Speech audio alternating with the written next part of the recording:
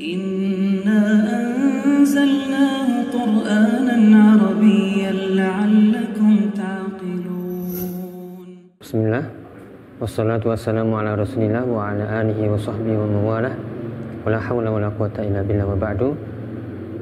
Alhamdulillah ya ikhwah rahimani wa rahimakumullah. Bertemu kembali kita di Edumalji Education Malam Mengaji, yang insyaallah kita akan melanjutkan pembahasan kitab Silsilatul Ta'lim Sharf yang sudah kita susun. Dan alhamdulillah kita masuk di pembahasan macam-macam dhamir.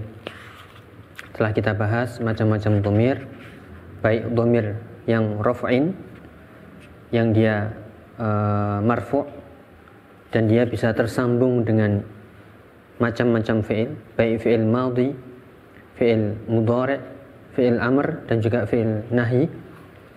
Saat ini kita akan melanjutkan macam-macam dhamir yang lain, tetapi dia dhamirnya bukan marfu' lagi. Ya, namanya dhamir nasbin. Ya, dhamir nasbin.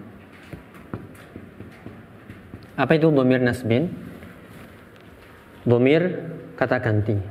Nasbin itu istilah lain dari kata mansub. Istilah lain dari kata mansub. Berarti dhamir ini keadaannya mansub.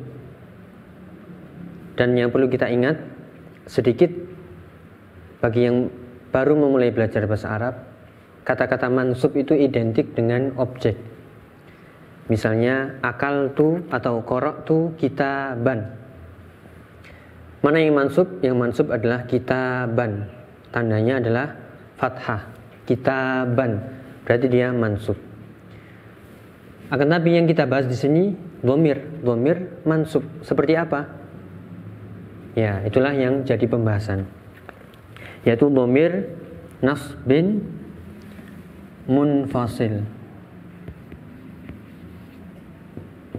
Ya, dhamir nasbin munfasil. Dhamir dalam keadaan mansub dan dia munfasil, berdiri sendiri, tidak tergabung dengan fi'il, bukan muttasil. Ya, sedikit membedakan muttasil dengan munfasil. Ya, contoh yang muttasil ini lebih mudah, misalnya adribuka.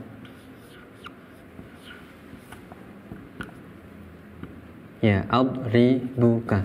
Aku memukulmu. Ya, manakah dhamirnya? Dhamirnya adalah ka. Apakah dia nasbin? Iya. Dia dalam keadaan mansub. Ini seperti kita mengatakan adribu Muhammadan. Akan tapi Muhammadannya kita ganti dhamir ka. Lihat, Muhammadan mansub, dia sebagai objek, tandanya fathah. Akan tapi kita ganti menjadi ka, adribuka, maka inilah namanya dhamir nasbin tapi muttasil, langsung bersambung. Dia bersambung dengan fi'il yang lain. Ya, adribuka ini adalah dhamir nasbin muttasil. Adapun yang munfasil berarti dia harus berdiri sendiri dan tidak tersambung dengan fi'il. Contohnya adalah ini identik dengan kata-kata iya, ya, iyahu. Ya, iyahu, kemudian iyahuma, iyahum, dan seterusnya. Iyahu, iyahuma, iyahum, iyaha, iyahuma, iyahunna, iyaka, iyakuma, iyakum, iyaki, iyakuma, iyakunna, iyaya, iyana. Ya, inilah namanya dhamir dalam keadaan mansub, tapi dia munfasil, berdiri sendiri, nggak bisa digabung dengan fi'il. Prakteknya bagaimana? Ya, misalnya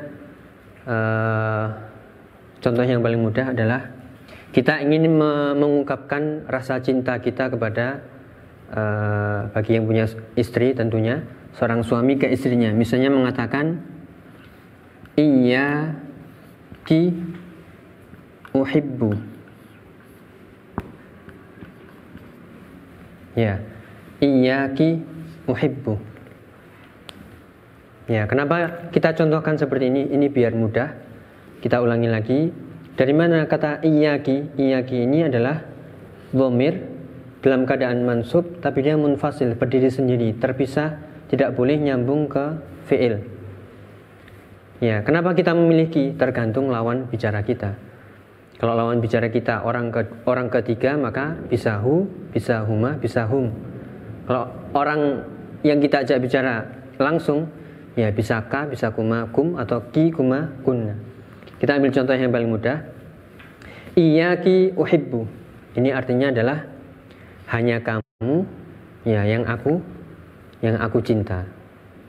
Ya, iyyaki uhibbu. Atau seorang istri mengatakan ke suaminya, iyyaka uhibbu, hanya kamu ya yang aku cintai. Ya, jadi iyyaki ini adalah dhamir dalam keadaan mansub sebagai objek, ya objek dari fi'il uhibbu. Nah, inilah yang dinamakan dhamir nasbin munfasil. Ya, ini menunjukkan makna khusus atau pengkhususan. Hal ini jauh berbeda ketika kita mengatakan uhibbu ki misalnya.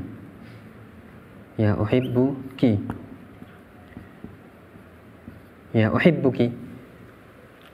Apakah artinya sama? Secara zahir mungkin sama, tapi secara makna dari pengkhususan berbeda.